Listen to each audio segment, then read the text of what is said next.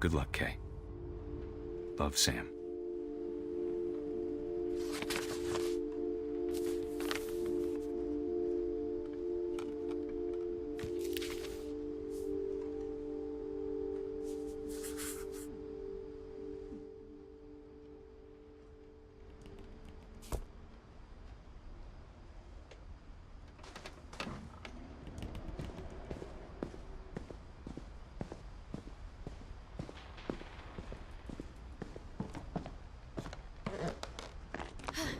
My mom moved up to the loft after her brothers died. At the time, it was as far away as she could get.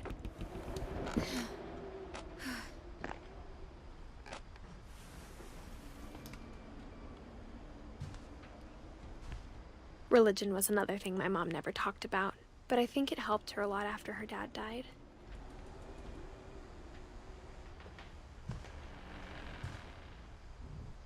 My mom moved to India a week after graduation and got a job teaching English.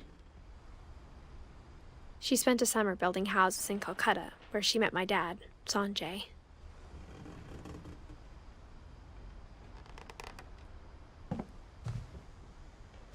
Louis was born a year later.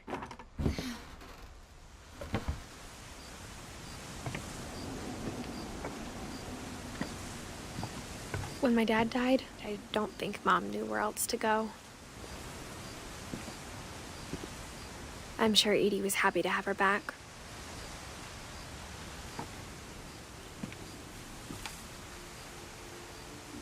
And to see kids in the house again.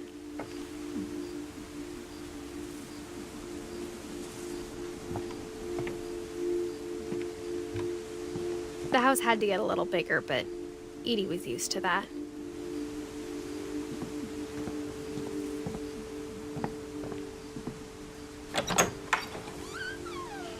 And for a while, things were good. Almost normal.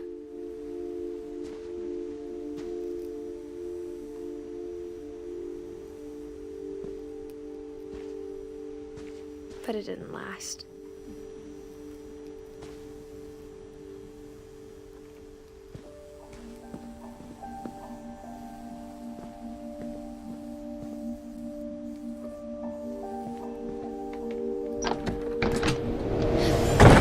The beginning of the end was Milton's 10th birthday, when Edie gave him a castle.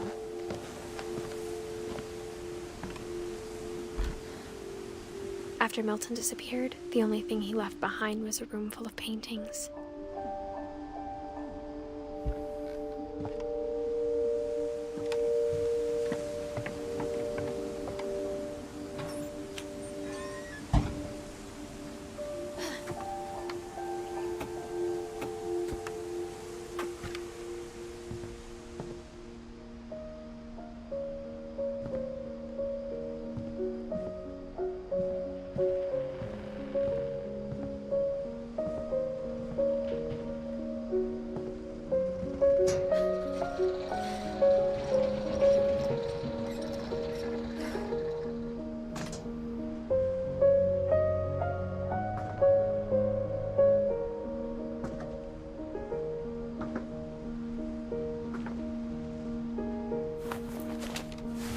Milton Finch in The Magic Paintbrush.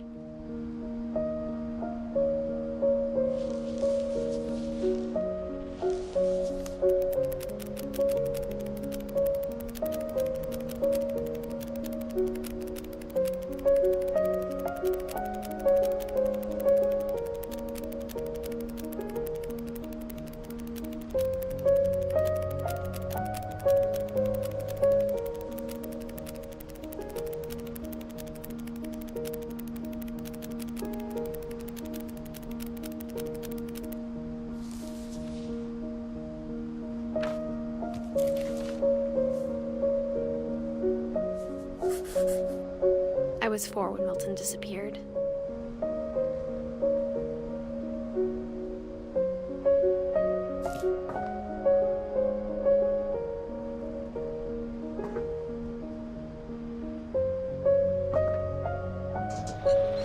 Mom spent months searching for my brother. Then she sealed the doors.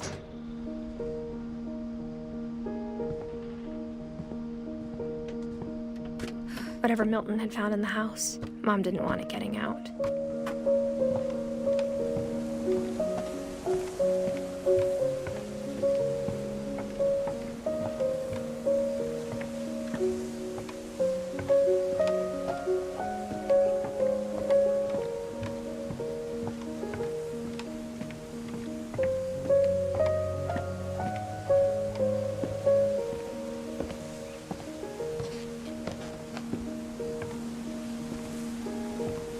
Mom definitely blamed Edie, but I think Louis blamed himself. After he graduated, he just spent more and more time in his room, until Mom got him a job at the cannery.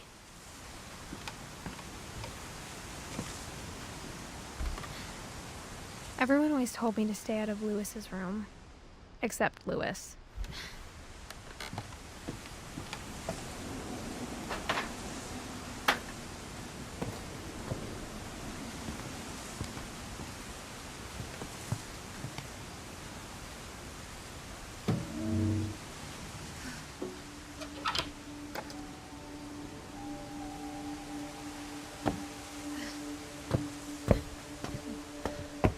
Louis's room smelled very, very familiar.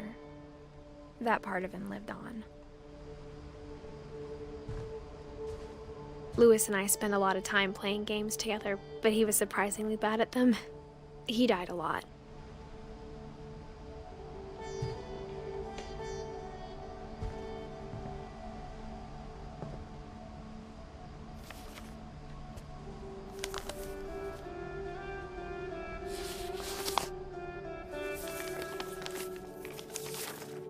Dear Mrs. Finch, as Louis's psychiatrist, I can understand your desire for an explanation.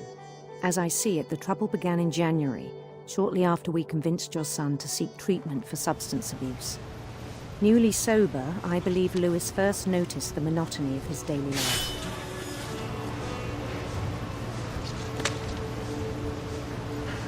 He kept working at the cannery. But he withdrew part of himself.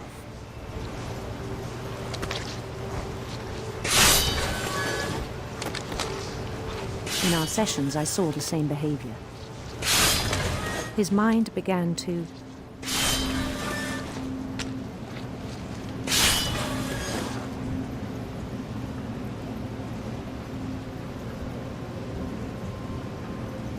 wander. I asked him to describe it.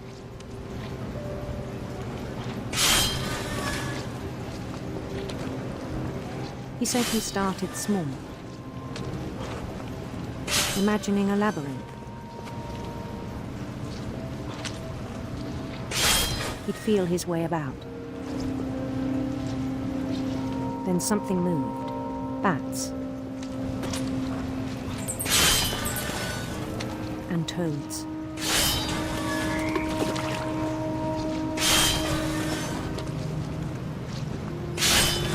And things that have not names.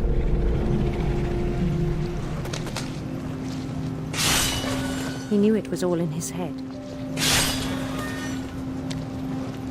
But he took it very seriously. I had hoped he'd find himself.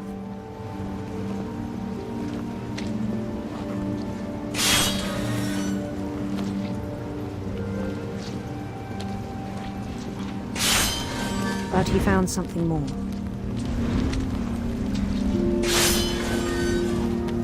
I worried about him then. Daydreaming at the cannery. I spoke with his boss. But he said Louis had become a model employee. Methodical, tireless, focused.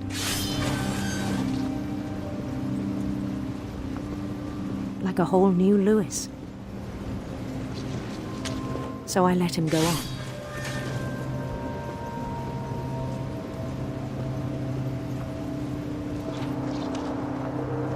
I even encouraged him. It seemed very promising at first. He told me he'd made a new friend.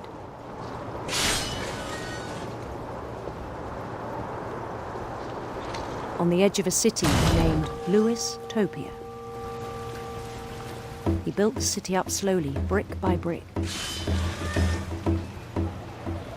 Then he made musicians.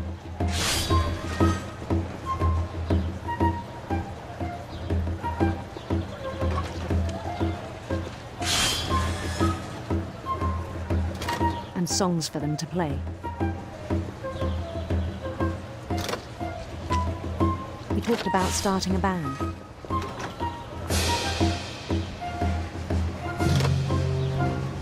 And he was always humming something.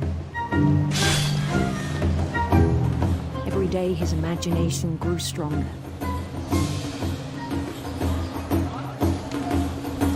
He no longer spoke at the cannery. But his chopping was as reliable as ever. Then one day it struck him that all the cheering crowds, even the stones under his feet, were all in his imagination, so he could do whatever he wished.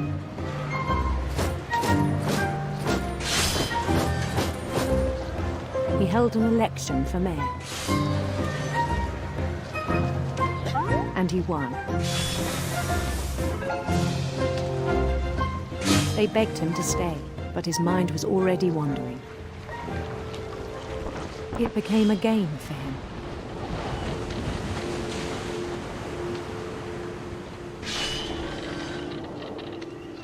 He'd conquer a city, then immediately push on. New Louisville.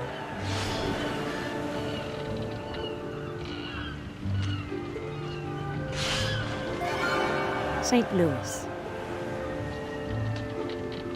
He started drifting away from our reality.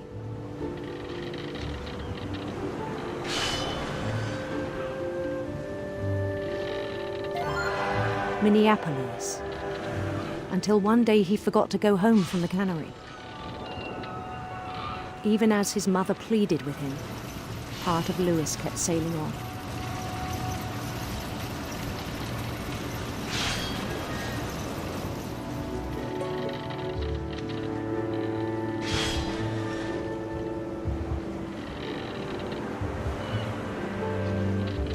In Louisburg, he heard rumors of a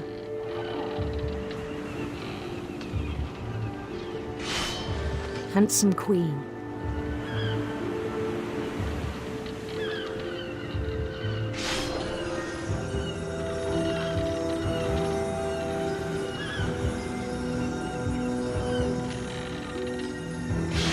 The queen was on her own quest for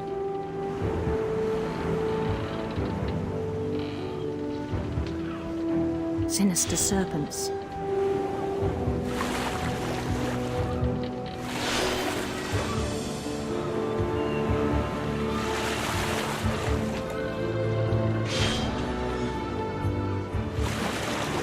He followed the sound of her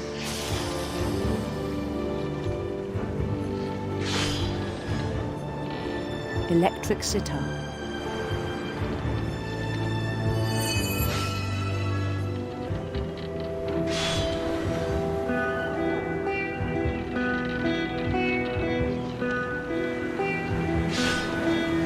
His chase led him to a golden palace east of the sun and west of the moon. Even then, his logic remained sound.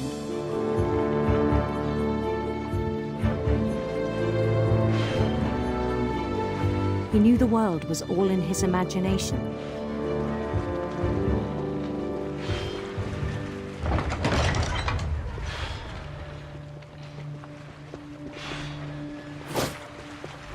But he was so proud of having created it.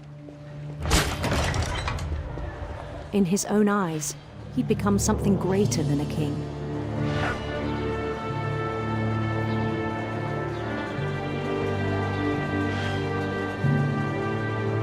For someone who'd never known success in the real world, I think it was overwhelming. And then it struck him that the real Louis was not the one chopping salmon, but the one climbing the steps of a golden palace.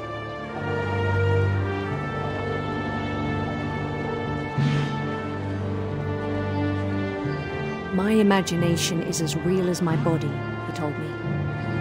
It was hard to argue with him.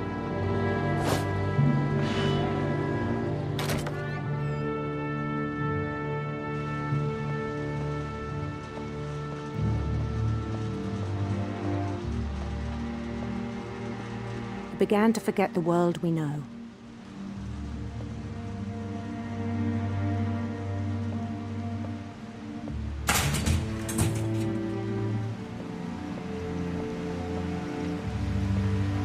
I think it pained him to remember Lewis, the cannery worker.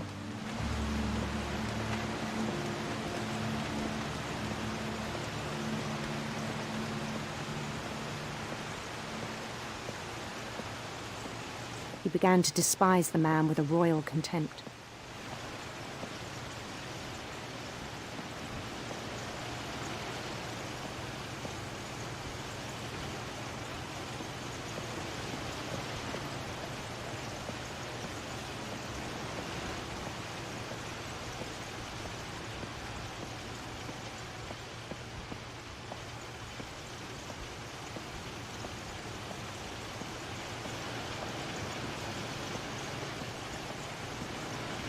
I still thought I could save him.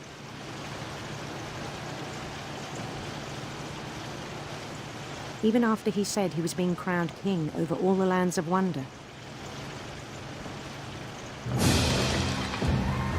The palace would be packed with his companions.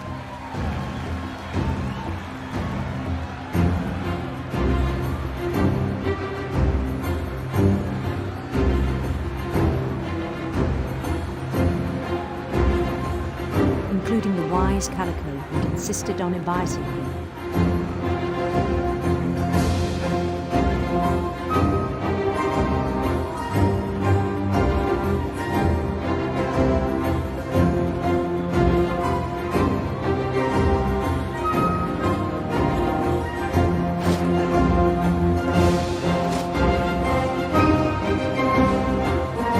His queen waited, holding his crown.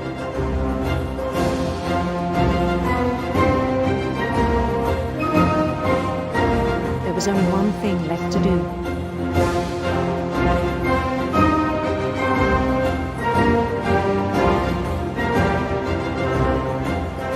Bend down his head.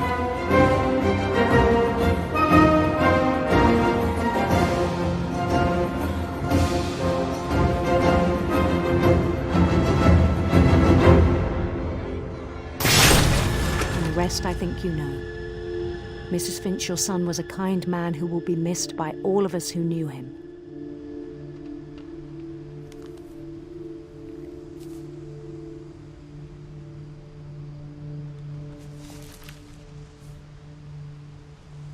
My brother was really cool. I wish you could have met him.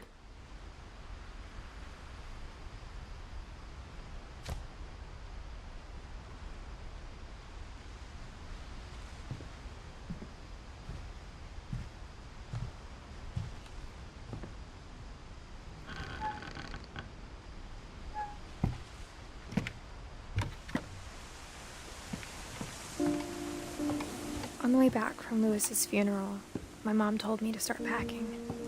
She waited until the day before we left to tell Edie.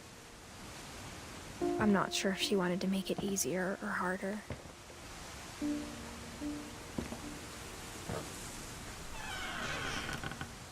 I wish we'd stayed. But I understand why we left.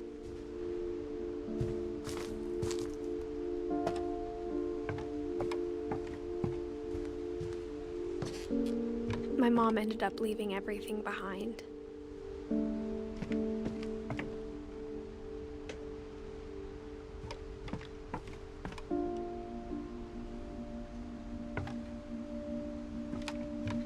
What happened that night had been coming for a long time. Maybe it should have come sooner.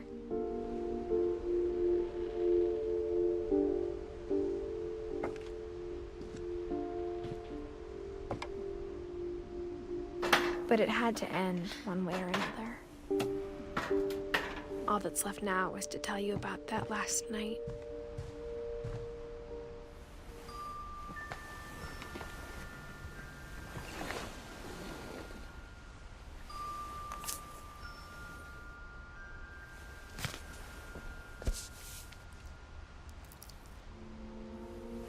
That whole last day, Edie just watched us pack and didn't say a word.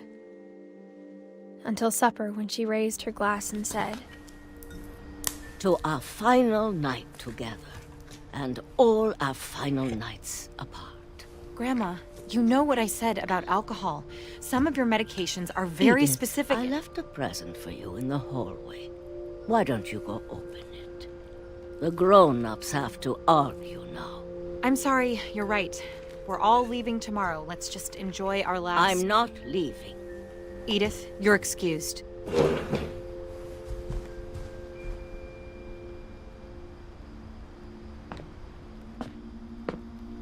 the power had been shut off that morning, but Edie always had plenty of candles. When my mom sealed the library, I don't think she knew about the other entrance. Or that Edie had a key to it.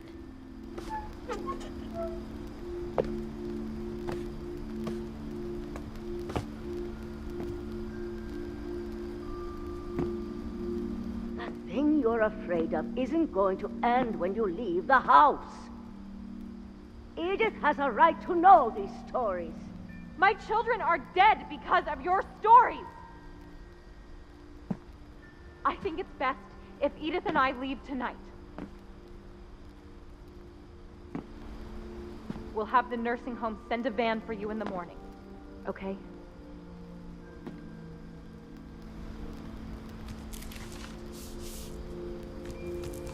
Dear Edith, there's so many stories I wish I could tell you, but there's only time for one.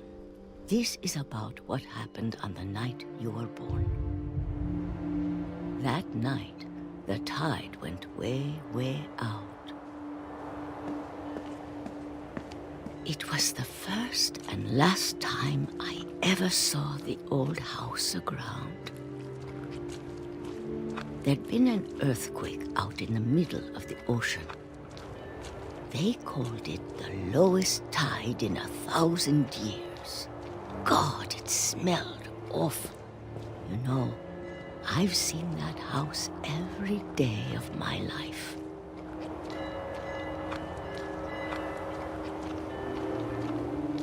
But I never thought I'd go back to it. When the fog rolled in, I lost my way.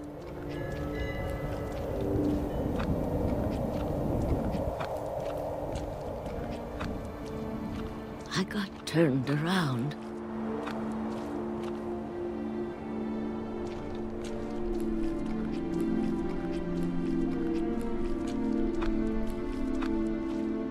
I started seeing things.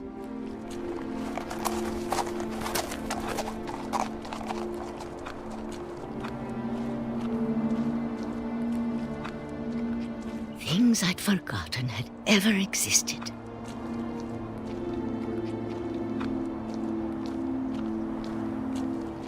But when I saw them, they felt like old friends.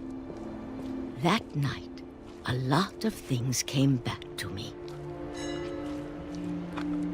Or maybe I came back to them.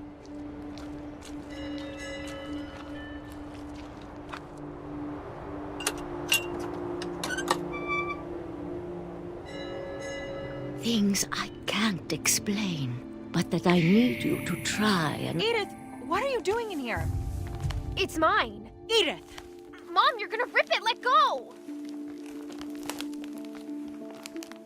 I kicked and screamed, but Mom dragged me to the car. I never saw Great-Grandma Edie again. The next morning, the van came to pick her up, but she was already gone. After that, we moved around a lot.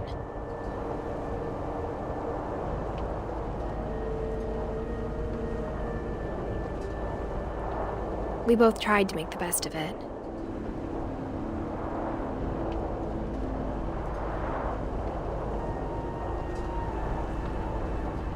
A few years went by.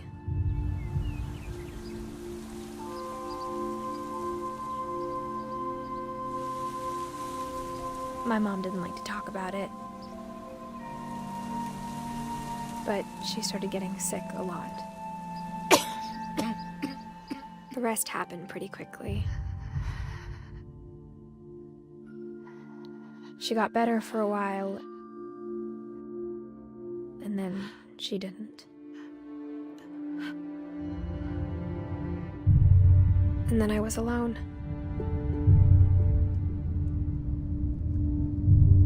The last Finch left alive.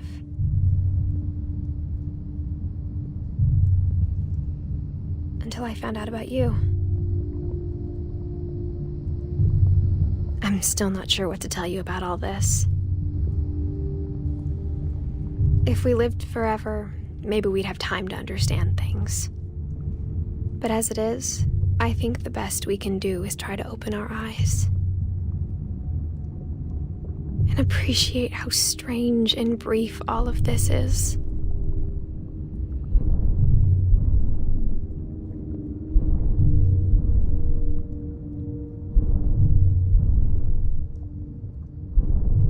This journal was supposed to be for you. But now I hope you'll never see it. I just want to meet you and tell you all these stories myself. But I guess if you're reading this now, things didn't work out that way.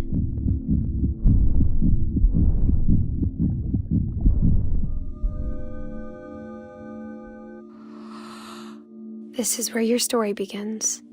I'm sorry I won't be there to see it. It's a lot to ask, but I don't want you to be sad that I'm gone. I want you to be amazed that any of us ever had a chance to be here at all. Good luck.